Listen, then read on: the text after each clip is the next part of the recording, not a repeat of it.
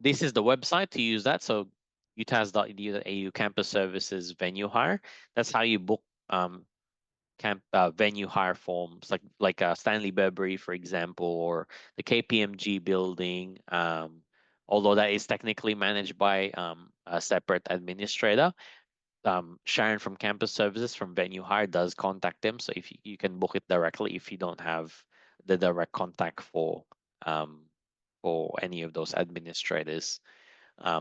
I'd probably see the same for say the forest building, for example, in the future when that opens, how that you could book that space too.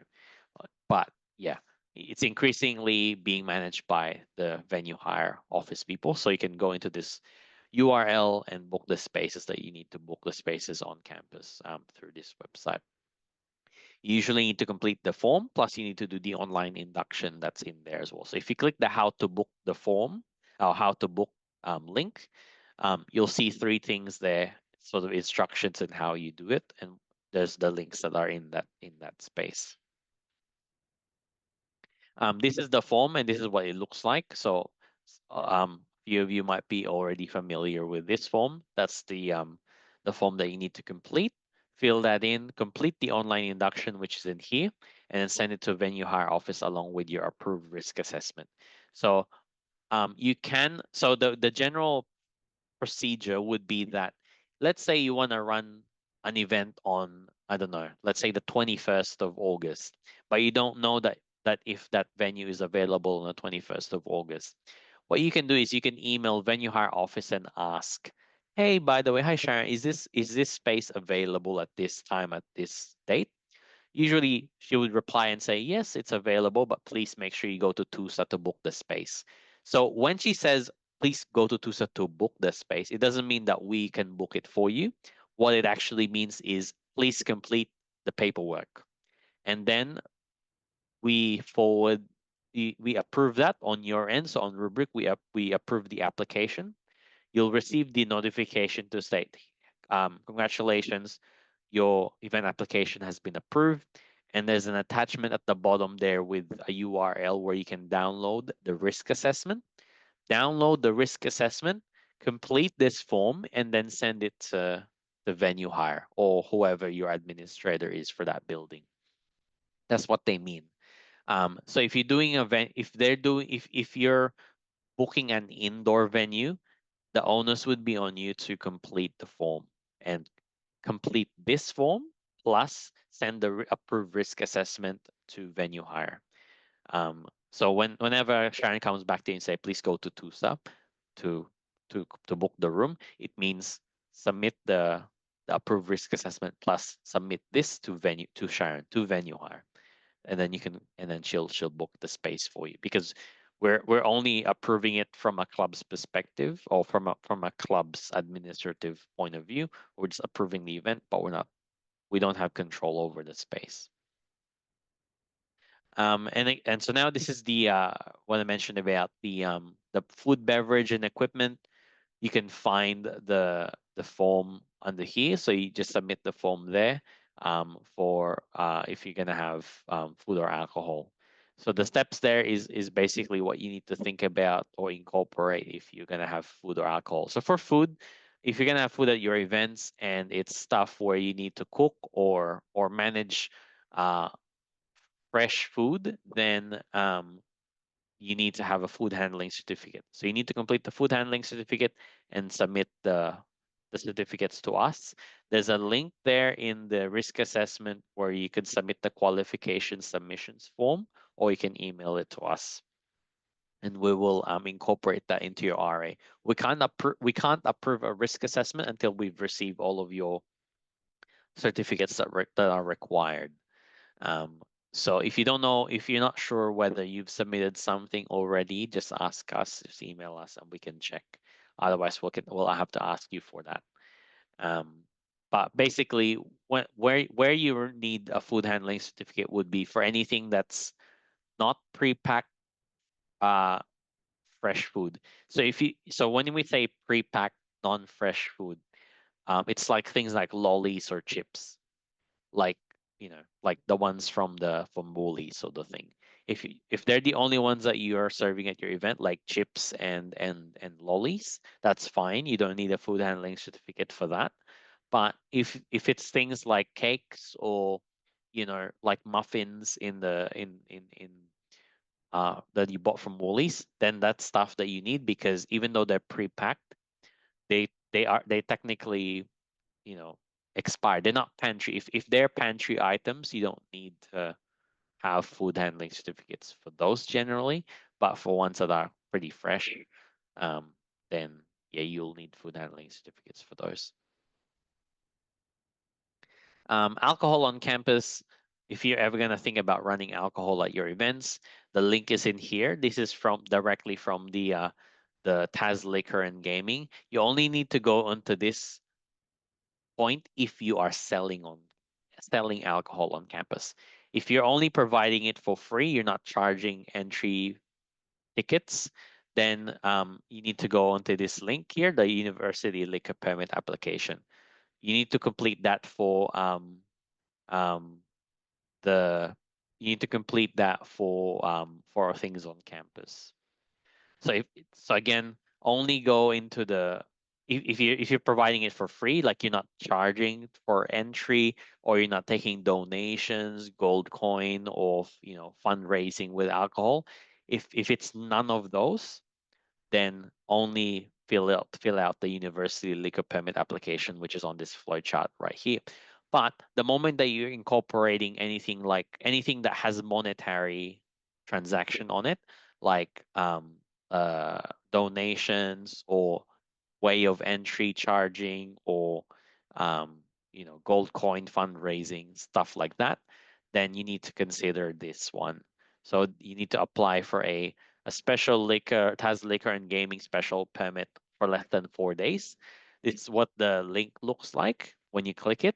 It's basically a liquor permit form that you then need to complete, and then send us um, the successful application once you receive it after your event. Um, in order to complete this, you needed to have the risk assessment approved, plus the venue hire or stall application approved. Um, both signatures are like the clubs and societies officer, whoever assesses the application. We need to have it approved. Plus, also Sharon from Campus Services needs to have signed off on the liquor permit, and that's what you will need to present when you complete this document, or complete this form, to state that your application, you are allowed to have an alcohol event at that venue, and you're allowed to sell alcohol at that venue. That's your approval.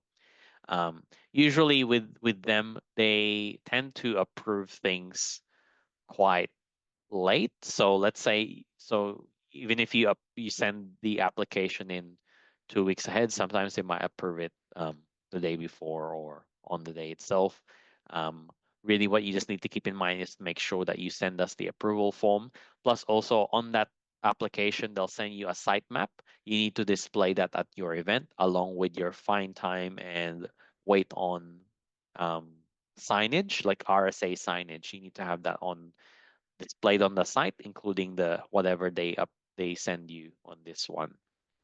If you need those signages, just ask us. We do have a copy, but you need to return them as well. Alcohol at events. So again, we're just running out for time, so just gonna get these through quickly. These are the rules in terms of, like, if you're gonna have alcohol at your events, what you have to look out for. You are limited to 3.5 hours of alcohol service on campus, and you need to call last drinks 30 minutes prior to the end of your alcohol session. You can submit your qualification submissions on this it's on the risk assessment. That's where you upload your RSAs or your food handling certificates as well, or any other certificates required. Um, Glasses are not allowed on campus, so you need to serve everything on cans or plastic cups, and you must crack the can before you serve it. You can't just hand it over to someone uncracked. And these are basically around the RSA service rules without having to have but you need to have your RSA, but these are specific on campus rules as well, and club rules. And again, I've mentioned this already, signages and certificates, you need to have that. Please make sure not to have any drinking games or anything that would encourage someone to consume alcohol at a rapid rate. It's strictly prohibited. BYO, again, mentioned this already. You're not allowed to have BYO on campus, and we're not going to authorize any functions with BYO on alcohol as well. Event agreement, if you're running everything, if you're going to run something off campus like a pub, you need to complete this event agreement letter and under the CNS resource and info library. This just makes sure that the pubs themselves are aware of what their responsibilities are, especially if you're having a private booking with them, because there tend to be venues where they don't necessarily follow, their liquor licensing terms and conditions. Like for example, they're serving someone who's intoxicated. It's happened at one of the events where they're over serving someone and the club executive had to call them out and say, you can't serve this person because they're clearly intoxicated. But it's making sure that you're doing what you can and you're taking the steps required to make sure that your event is safe. And you need to make sure that you have enough crowd controllers, which it's in this document as well that you sign between you as the club and the pub or the licensed venue. So to make sure that they're providing sufficient crowd controllers and you're gonna have sufficient sober representatives as well that you're gonna be bringing on campus onto that event. If you need to hire any equipment from us, there's Bookable. You can find it under our CNS resource info library. There's a manual under event on how you can access that. Otherwise, you can ask your executive members as well on how you can access this. There's a bunch of here that you can hire. You can look out what categories you can hire from and hire it from there. Or email us, we can send you a link. But these are all free as a club, a TUSA affiliated club. You can hire these for free. You can look at what offerings we have. If you have a grant, if you've already attended my my grant application session from last week, you'll be fine. But basically, this is just if you're gonna run an event, consider applying for a grant. But we can only approve it based on if you've had an event application or risk assessment approved.